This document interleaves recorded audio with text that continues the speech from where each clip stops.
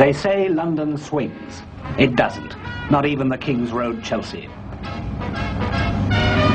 But here and there, among the conformist fat cat crowds, is a lean cat or two, looking like it might swing, given some encouragement.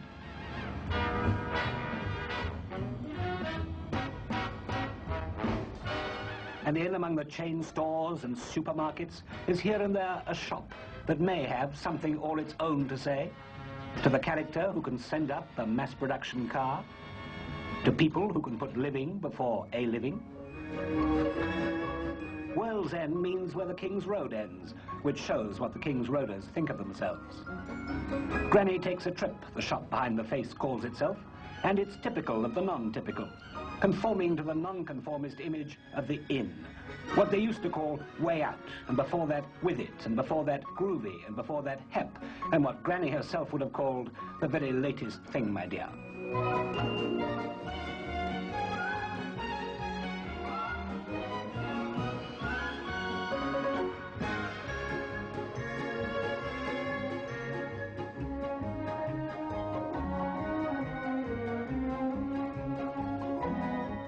Maybe the toy car's a key. Childhood, innocence at war with a hard adult world, the fun of dressing up.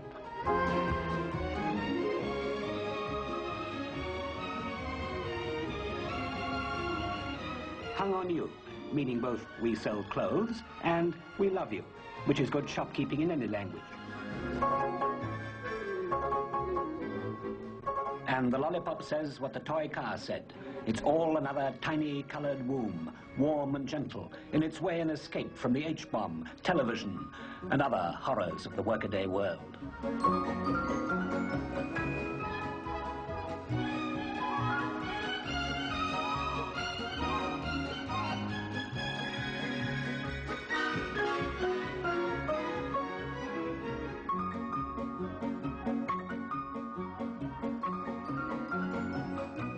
In this King's Road that London is lumbered with stands, just, a collation known as the antique supermarket, and antiques can mean clothes.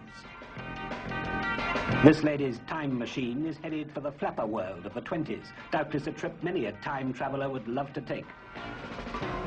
One way of saying no to authority is to parody it. Some of the young, with little to say yes to, come to Soho, that pulsating heart of swinging London where girls join clubs to see old men strip. Or is it vice versa? And at the cutely named I Was Lord Kitchener's valet, buy uniforms of the past to affront the uniformity of the present.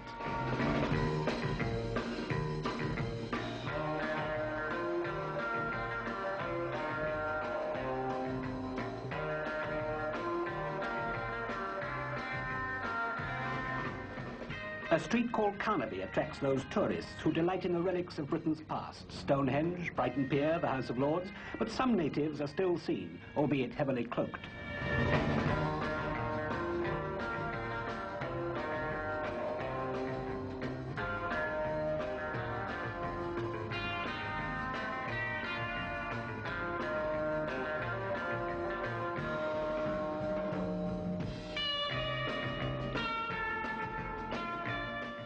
Much of the gear reverts back to the kinky period in Britain's brave history, and for those who still thrill to the sight of purple lace-up boots, here are purple lace-up boots.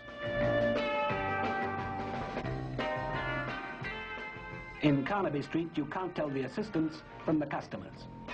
Anybody addressed as madam would probably sue for defamation of character.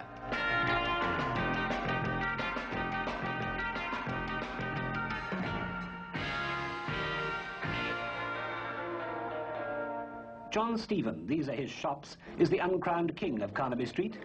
Many of his business rivals would dearly like to see him crowned.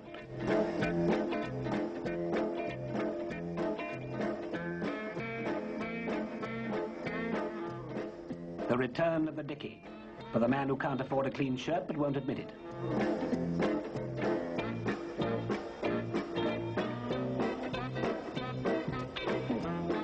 Op-art spats, ideal camouflage for the larger foot.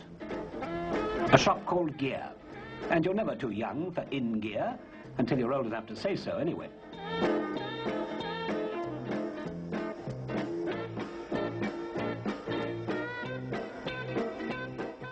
Meanwhile, back at the ranch, countdown King's Road, the tills click merrily on.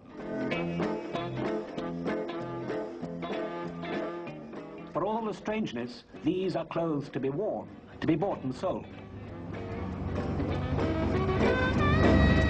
These soft, music-loud caverns of the avant-garde can be misleading, for they are the work cells of revolution. Once upon a time, just a year or two ago to be precise, fashion originated in the haute couture salons of Paris, then spread downwards through society in ever-cheapening copies with one predominant theme. Shops such as this would have interpreted the mode, but no more. Now they originate, and so do a dozen others in a dozen styles owing nothing to Paris or anyone else.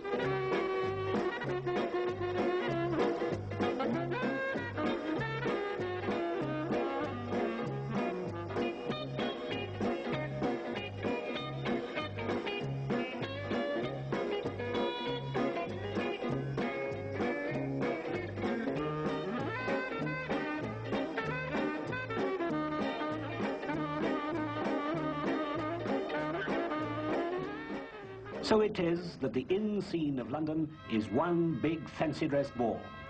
Men come as cowboys, hussars, or refugees from St. Petersburg, 1917. It girls, oomph girls, who's for tennis girls, odalisques from the harems of bygone Turkey mingle with kaftan slinkers from gay Arabia and boa-bedecked hoydens from the lids of ancient chocolate boxes.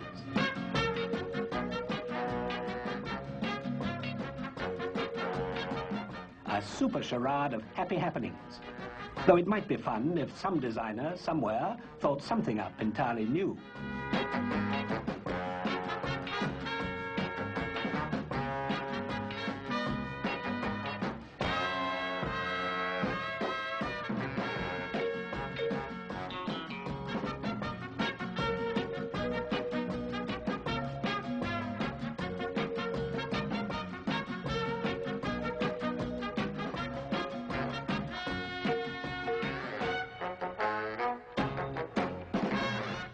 None of this, thank heaven, adds up to swinging London, but it makes a not unpleasing splash of colour in the old city. What gear the cats are wearing is one story, where they wear it is another.